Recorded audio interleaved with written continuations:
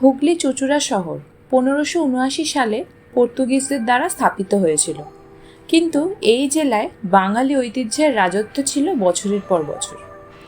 এই শহরটিকে পর্তুগিজরা বাণিজ্যিক বন্দর হিসেবে ব্যবহার করত। এছাড়াও এখানে নানা ধরনের ধার্মিক ইমারতও রয়েছে। আজ সেই রকমই 3টি ধার্মিক ইমারত তোমাদেরকে ঘুরে দেখাবো, যেগুলির ঐতিহাসিক গুরুত্ব অনস্বীকার্য। সবথেকে ইন্টারেস্টিং ব্যাপার হলো মন্দির, মসজিদ আর চার্চ সব কিছুই এই একদিনের ট্রিপে তোমরা কভার করে ফেলতে পারবে। তাহলে চলো, let's start the video. Hooghly যাওয়ার অনেক ট্রেন তোমরা পেয়ে যাবে। শিয়ালদা কাটোয়া এক্সপ্রেস, মাতারা এক্সপ্রেসে করে ব্যান্ডেল স্টেশনে নামবে, তারপর অটো করে বিভিন্ন ডেস্টিনেশনগুলো ঘুরে নিতে পারো। আমি কিন্তু একটু অন্যরকমভাবে গিয়েছিলাম। আসলে চুঁচুড়ায় আমার এক রিলেটিভের বাড়ি রয়েছে, তাই নৈহাটি স্টেশনে নেমে ফেরিঘাটে থেকে লঞ্চে করে পৌঁছে গেলাম চিনসুরা। রাতে ওখানে স্টে করে পরের দিন বেরিয়ে পড়লাম হুগলি শহর দেখতে।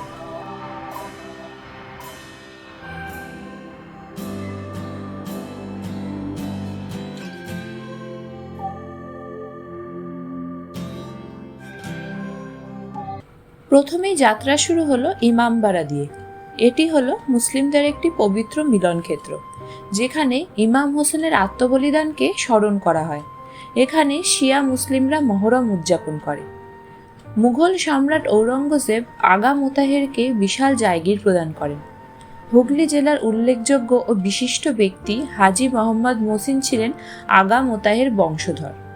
ইমামবাড়াটি হাজী মোহাম্মদ মহসিনকে স্মরণ করে নির্মিত হয়েছিল। মহসিন ছিলেন একজন অত্যন্ত ধার্মিক ব্যক্তি এবং উনি একটি কঠোর জীবন যাপন করতেন ও তিনি সমস্ত প্রধান ইসলামী তীর্থস্থান ভ্রমণ করেছিলেন। তার কোনো সন্তান ছিল না এবং তার সমস্ত সম্পত্তি দান করে দিয়েছিলেন। হুগলির মূল ইমামবাড়াটি আগা মোতাহের নির্মাণ করেছিলেন। পরে সিদ্ধান্ত নেওয়া হয় হাজী মোহাম্মদ মহসিনের সম্পত্তি ব্যবহার করে পুরনোটির জায়গায় একটি বড় ইমামবাড়া তৈরি করা হবে। 1841 সালে নির্মাণ শুরু হওয়ার পর উত্তরমুখী ইমামবাড়া তৈরি করতে প্রায় 20 বছর সময় লেগেছিল।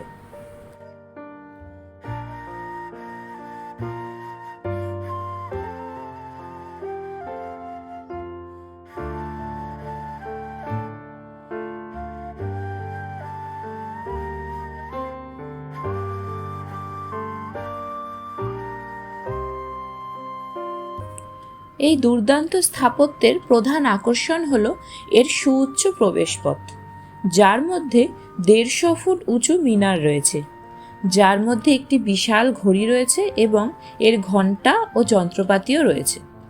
ইমামবাড়ার ভেতরে রয়েছে ঝর্ণা ও পুল। ইমামবাড়ার পেছন দিকে 3 ফুট উচ্চতার একটি সূর্য ঘড়ি আছে।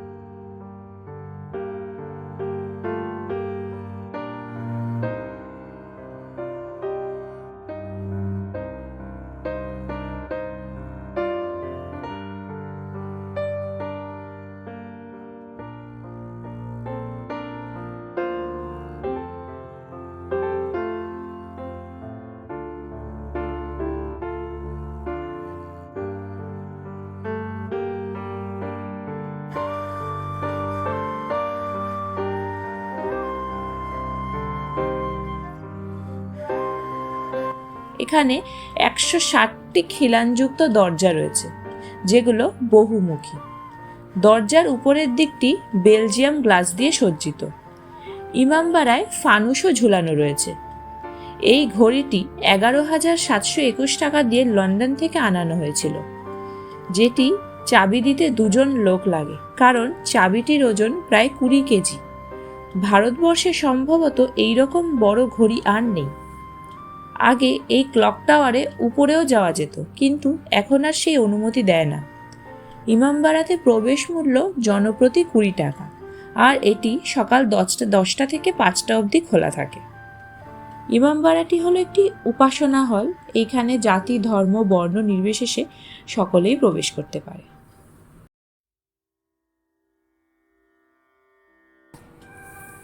1600 শতকের মধ্যভাগ থেকে পর্তুগিজরা ব্যান্ডেল শহরটিকে বন্দর হিসেবে ব্যবহার করতে শুরু করেন।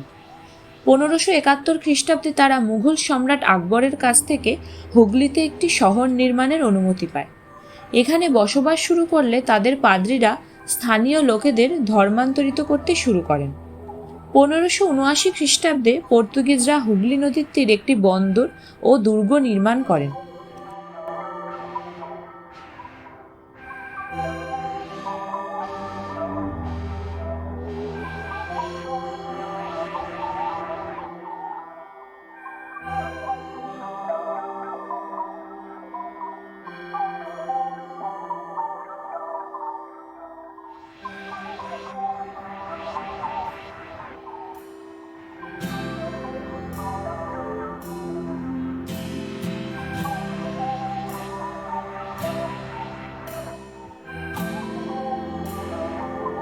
সম্রাটের অনুমতি পাওয়ার পর 1599 খ্রিস্টাব্দে ব্যান্ডেল চার্চ নির্মিত হয়।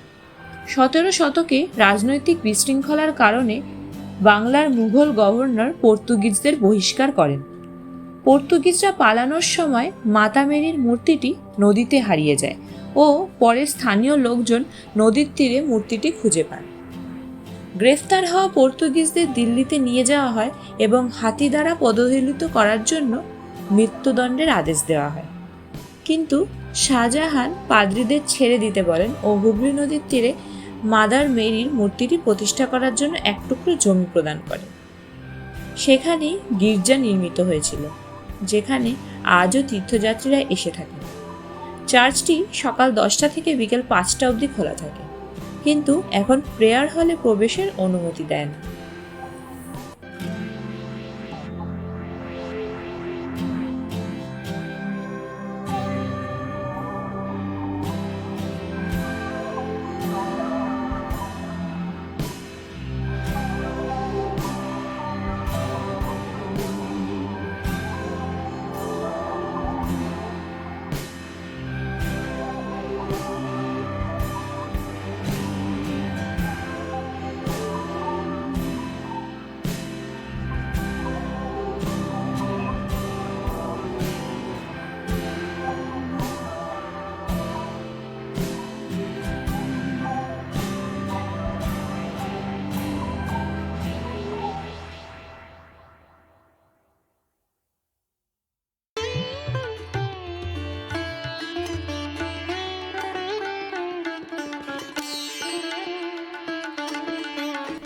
এরপর আমরা যাচ্ছি হংসেশ্বরী মন্দিরে, যেটি বাঁশবেড়িয়ায় অবস্থিত।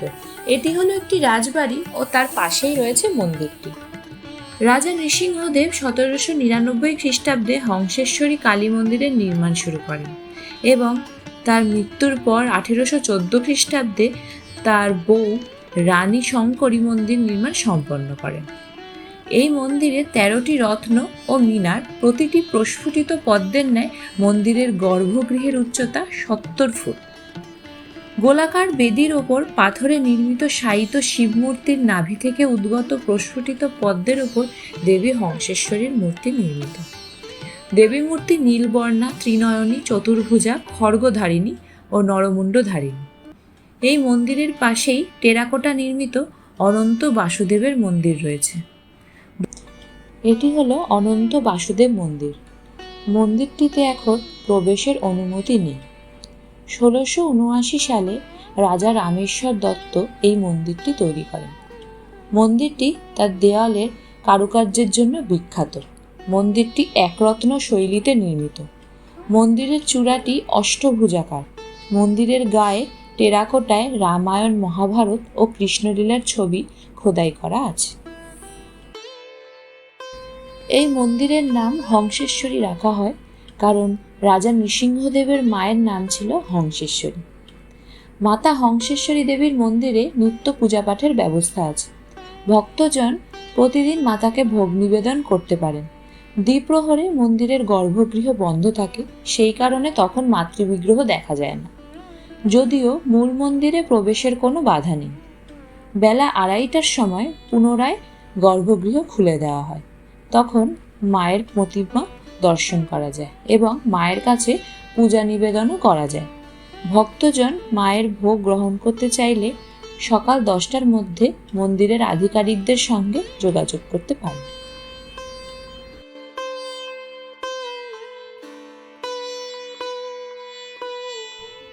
সম্পূর্ণ হুগলি শহর তো আর একদিনে ঘুরে দেখা সম্ভব নয়, তাই এই 3টে হিস্টোরিক্যাল প্লেসেস তোমাদের সাথে ঘুরে নিলাম।